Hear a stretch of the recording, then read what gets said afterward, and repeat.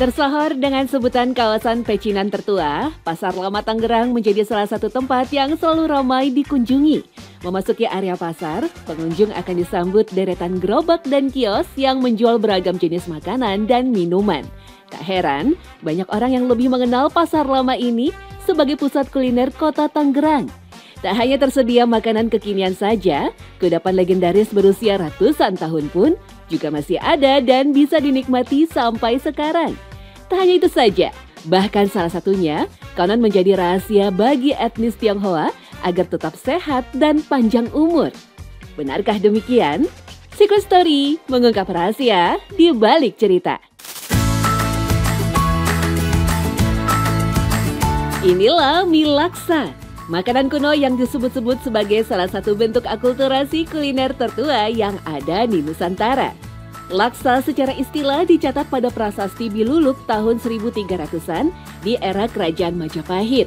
Di prasasti itu disebutkan Hang Laksa yang diartikan sebagai pembuat mie.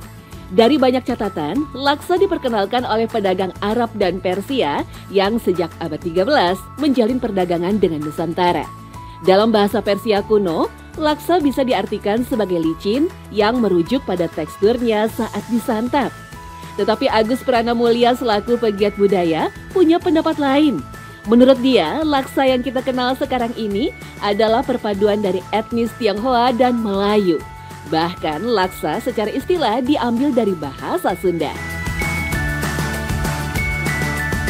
Laksa itu dari bahasa Sunda, artinya laksa itu adalah banyak. Dalam Sunda disebutkan laksa ketika bingahan. Banyak sekali kami bergembira gitu ya. Baking bergembira disebut laksa ketika bingahan, muncul dengan laksa. Artinya adalah bahwa memang di situ bercampur ya rempah-rempah, segala macam pun di situ ada gitu. Artinya adalah bahwa memang filosofinya adalah ramuan yang memang kebinekaan, majemuk, plural gitu ya. Yang ketika dicampur diaduk itu menjadi nikmat, ya segar, berbaur dan juga sehat. Sementara itu, Mas Sitar yang sudah berjualan laksa selama 30 tahun menyebut kuliner ini adalah asli dari racikan etnis Tionghoa yang berada di kota Tangerang. Kan dulunya kan memang makanan ciri khas Cina Benteng. Cina Benteng asli. Makanya kan di daerah mana-mana nggak ada, cuma ada di daerah Benteng.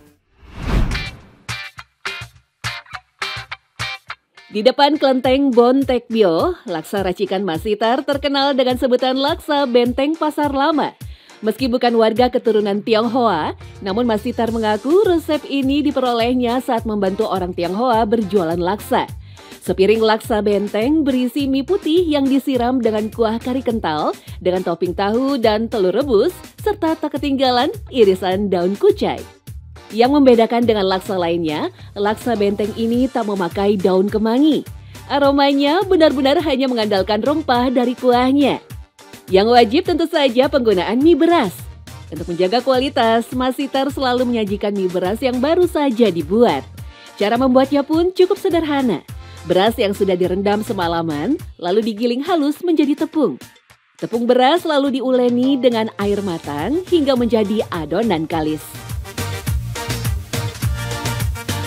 Biasanya ditaruh aja udah. Ditaruh, terus pagi-pagi diangetin lagi, dimatengin lagi, dimasak. Jadi dia bisa sampai sore.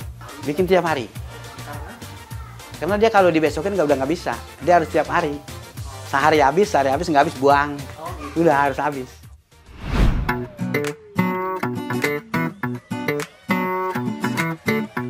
Menurut Agus Prana, penggunaan mie beras sebagai laksa inilah yang menguatkan fakta bahwa hidangan ini memang berasal dari Tionghoa.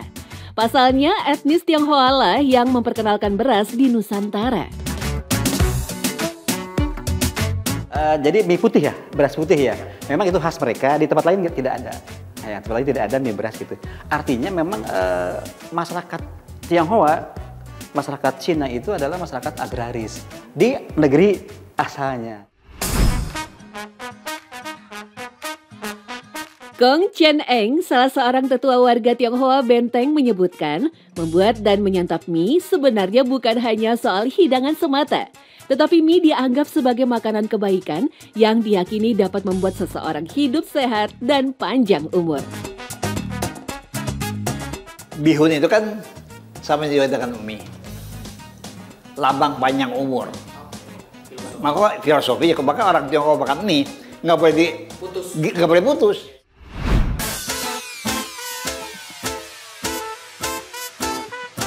Selain laksa, masih ada makanan lain yang tak kalah legendaris di pasar ini.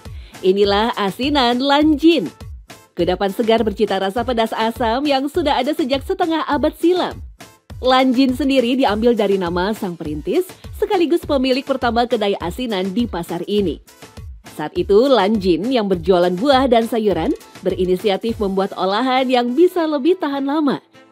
Dia lalu mencoba meracik potongan aneka buah dan sayur dan direndam dengan garam dan cuka.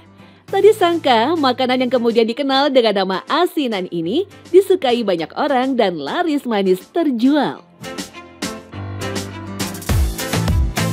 Mula-mula dagang di tempat ini pakai gerobak. Udah gerobak, terus ya lama-lama dia mungkin berkembang. Terus dia macam-macam, ada asinan sayur, asinan buah, asinan salak gitu loh.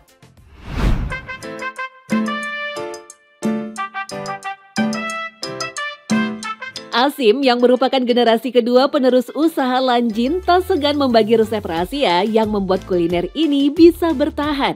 Kuncinya adalah pada kuah asinan yang punya cita rasa khas. Dengan tambahan terasi merah, asinan Lanjin punya cita rasa yang kaya. Dari asin gurih, asam sampai pedas. Selain itu, Asim juga selalu memilih bahan-bahan segar seperti kol, lobak putih, wortel, dan timun. Tak lupa tambahan sayur asin yang tidak ada pada asinan pada umumnya. Sawi itu sawi pahit Bandung ya. Sawi pahit Bandung kita cuci bersih, terus kita rendam pakai garam sama gula. Di fermentasi 3 hari. Wangi ya. Wangi, sayurnya itu wangi, sayur asinnya wangi. Gitu loh. Kalau kalau di Bogor kan sayur asinnya dia nggak terlalu asam ya.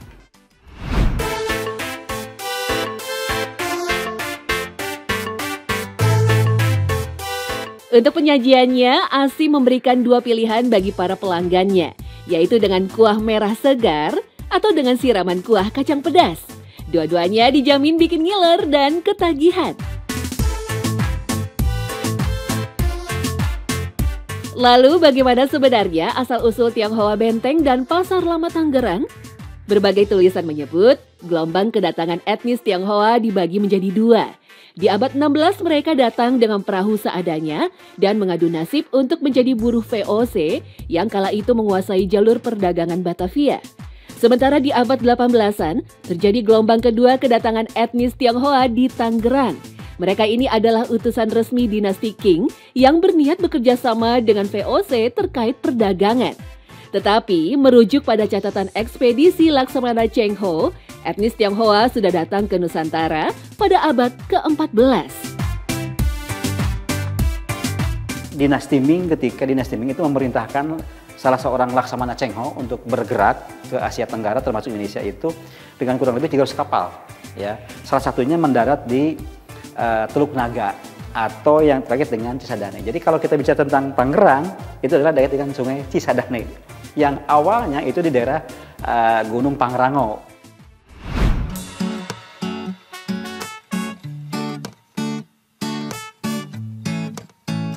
Seiring berjalannya waktu, orang-orang Tionghoa tersebut banyak yang menikah dengan warga pribumi dan menetap di kawasan pesisir Teluk Naga. Sebagian besar mereka membuka usaha dengan berjualan di sekitar rumah. Hingga semakin lama semakin banyak pedagang, akhirnya tempat ini pun berubah menjadi pasar kecil. Tetua Tionghoa Benteng menyebut, dari sinilah juga bisa disebut menjadi cikal bakal nama Tangerang. Kemudian mereka berkembang untuk Naga, mereka membuat desa lagi di desa Pangkalan. Dan desa Pangkalan ini mereka mengaku sebagai Tanglang atau Tangren, orang dinasti Tang. Padahal di masa ini dinasti Ming. Nah, sesudah 2 daerah yang berkembang, mereka membuka lahan mana? Termasuk Pasar Lama, Pasar Baru, Pasar Lama, dan Serpong. Karena 3 kelenteng tua. Pertuan Pires 1513 sudah komunitas Tionghoa di Tangerang. 1513.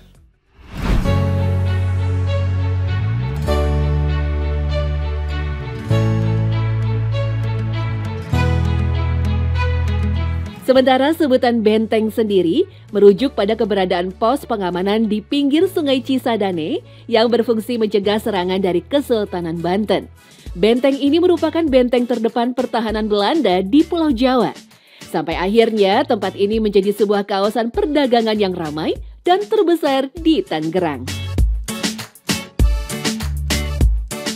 Dari situ berkembang, jadi ada toko-toko di kalangan mereka muncullah yang disebut dengan pasar sederhana.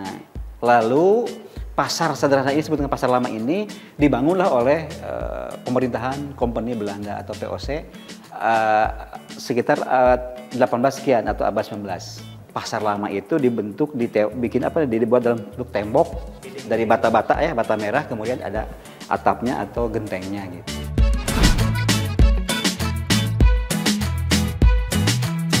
Pasar Lama Tangerang seolah menjadi saksi bisu akulturasi dan sejarah panjang, tak hanya kuliner, tapi juga budaya.